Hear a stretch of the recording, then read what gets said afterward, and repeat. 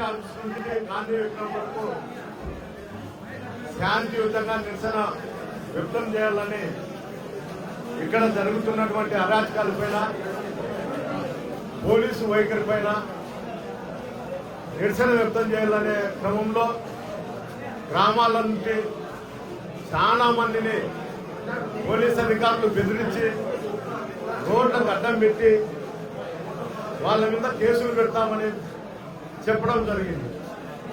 అయినా కూడా జగన్మోహన్ రెడ్డి గారి మీద అభిమానము, పార్టీ జెండా ఎన్ని కష్టాలు వచ్చినా మోయాలనే ఒక ఉద్దేశంతోనే చాలా మంది కార్యకర్తలు కూడా ఇక్కడ రావడం జరిగింది.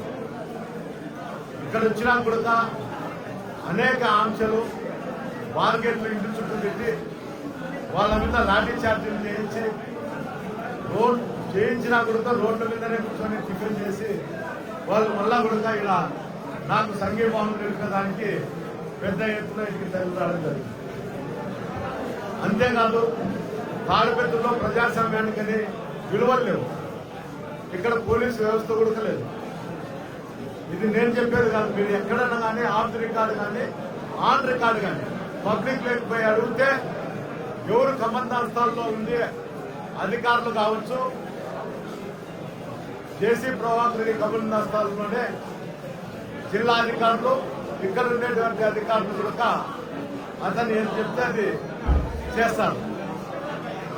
ఎందుకు చెప్తున్నా ఉదాహరణ చెప్తే, నిన్న కేసురెడ్డి మీద దాడి చేసిన తర్వాత హాస్పిటల్కి పోతే ఇక్కడ నుండి చాలా మంది కార్యకర్తలు అతన్ని చూడడానికి పోయినప్పుడు వాళ్ళ హాస్పిటల్ లోపల ఉంటే మళ్ళా తిరిగి హాస్పిటల్ మీద దాడి జరిగింది.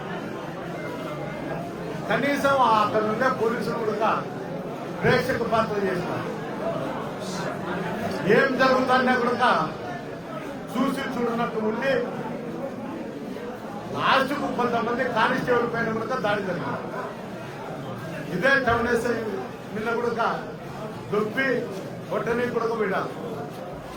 వీళ్ళు తెలుగుదేశం గుండాలు చేసే దాడికి భయపడి పక్కకి వెళ్ళడం జరిగింది.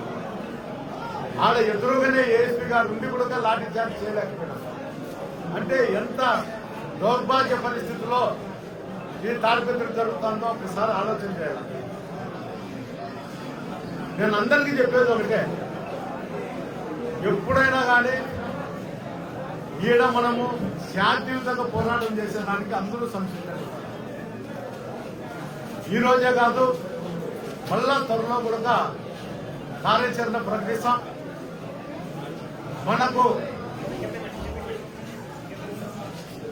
మనము మన పార్టీ ప్రోగ్రాములు మన మీద అక్రమ కేసులు తొలగేంత వరకు ఏదో మండలంలోనో తాడిపత్రిలోనో మనం నిరసన వ్యక్తం చేసేదానికి అందరూ సంసిద్ధంగా ఉన్నారు. వాళ్ళతో దండలు తిని దెబ్బలు తగిలించుకొని మన స్టేషన్ పోయినా కేసులు కట్టిన పరిస్థితుల్లో ఇక్కడ పోలీసు అధికారులు ఉన్నారు. అలాంటి పరిస్థితి ఉన్నా కూడా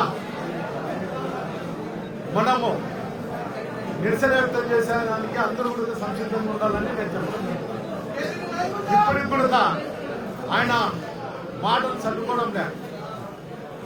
ఈ రోజు కార్యక్రమం కోసం నేను అనంతపురం పోయి జిల్లా అధ్యక్షుడు గురవకొండ కళ్యాణ్ దుర్గము సమన్వయకర్తలతో కూర్చొని చర్చించిన కూడా వాళ్ళ మీద కూడా మీ ఇళ్లకు వచ్చి దాడి చేస్తా, తాడిపత్రి ఎక్స్ఎమ్మెల్యేతో మీరు రాజకీయాల్లో భాగం కలుపుకున్నా, అతనితో పాటు మీరు నిరసన వ్యక్తం చేసినా మీ ఇళ్ల మీదకి వచ్చి దాడి చేస్తా అంటారు. ఇంకోటి 25 మంది ఉన్నారు, వాళ్ళ మీద దాడి చేస్తానని కూడా చెప్తాను. అంటే జిల్లా అధికారి అయినటువంటి ఎస్పీ జగదీష్ గారు కూడా ఇవన్నీ ఇంటానే ఉంటారు. కానీ ఆర్డర్లు పాస్ చేయరు. ఇక్కడుండే పోలీసులు జేసీ ప్రభాకర్ రెడ్డి ఏం చెప్తే అది చేస్తారు. జిల్లాధికారులు చెప్తే చేయరు, కానీ జేసీ ప్రభాకర్ రెడ్డి ఏం చెప్తే అది చేస్తారు. ఇక్కడ వాళ్ళ జీతాల కన్నా 10 రెట్లు ఆదాయం ఉంది. గంజాయి విచ్చలవిడిగా జరుగుతుంది. ప్రతి వారము 50 కేజీలు గంజాయి ఇక్కడికి వస్తానే ఉంది. దాంట్లో అధికారులకు బాగుంటుందో లేదు, కానీ గంజాయి విచ్చలవిడిగా రావడంతోనే ఇక్కడ ఘర్షణలు చోటు చేసుకుంటారు. కనీసం ఘర్షణ చేసిన వాళ్ళు తెలుగుదేశం కార్యకర్తలు ఎవరన్నా కొడితే కనీసం వాళ్ళని స్టేషన్ గురించి మాట్లాడే పరిస్థితి కూడా లేదు. టౌన్ లో మా వాళ్ళందరినీ 45 మందిని బైండ్ ఓవర్ కేసులు కట్టారు. లీడర్లందరినీ కూడా ఏమయ్యా తెలుగుదేశం వాళ్ళని బైండ్ ఓవర్లు కట్టారంటే మీరు చెప్పే వాళ్ళ మా ఉద్యోగం మాకు చేసేది తెలుసు అని చెప్తారు.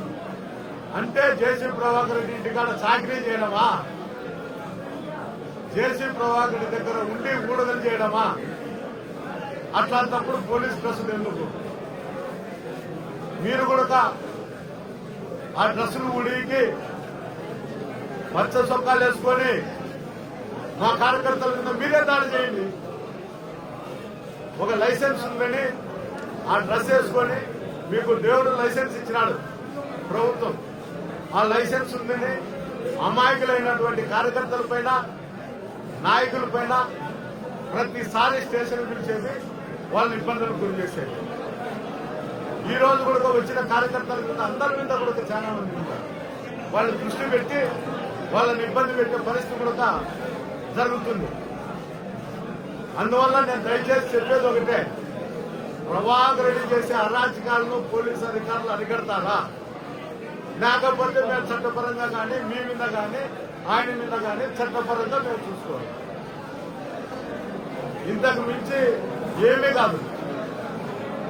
చెప్తాంటారు ఆయన, ఎవరైనా మా దగ్గరకు వచ్చే కార్యకర్తలు కూడా బెదిరిస్తాంటారు. పోతే మీ గ్రామంలో ఫ్యాక్షన్ పెడతా, మా తెలుగుదేశం నాయకులు మిమ్మల్ని కొట్టినా కూడా దిక్కు లేదు, పోలీసులు కేసులు కూడా పెట్టరు అని చెప్తాంటారు. అయ్యా, పోలీసులు కేసులు పెట్టకపోతే అదే కంప్లైంట్ మనం కోర్టులో పెట్టచ్చు. కోర్టు కూడా తీసుకుపోయి కంప్లైంట్లు పెడతాం.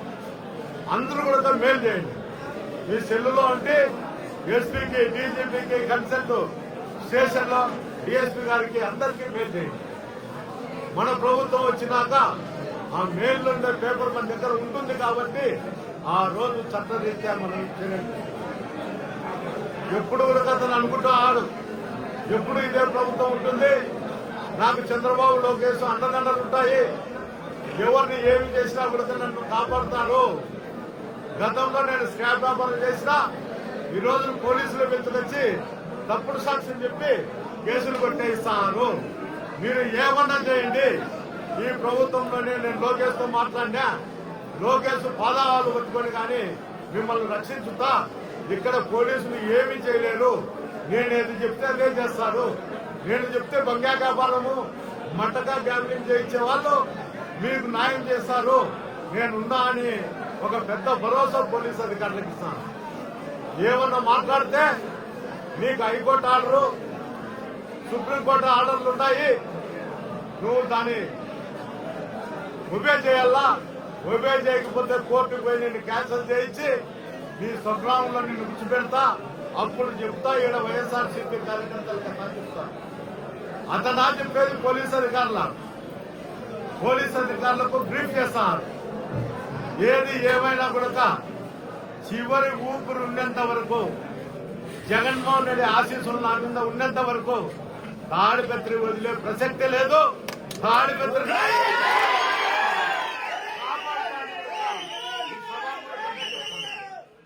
ఏమనుకుంటా, మీరు అనుకునేదంతా జరుగుతుందనుకోవడం కల. ఏదో ఒక రోజు తిరుగుబాటు వస్తుంది. ఆ తిరుగుబాటు వచ్చినప్పుడు ఎంత వారైనా కానీ గాలి కొట్టుకుపోయే పరిస్థితి ఆ రోజు వస్తుంది. మీ నాయకులను అడగండి, గ్రామాలలో పోయి మీ కార్యకర్తలను అడగండి. మీ గ్రామాలలో, చాలా గ్రామాలలో ఉండే మీ నాయకులు భార్యలను అడగండి, మీరు ఏ విధంగా తిరుగుతున్నారు ఒకసారి ఆలోచించండి.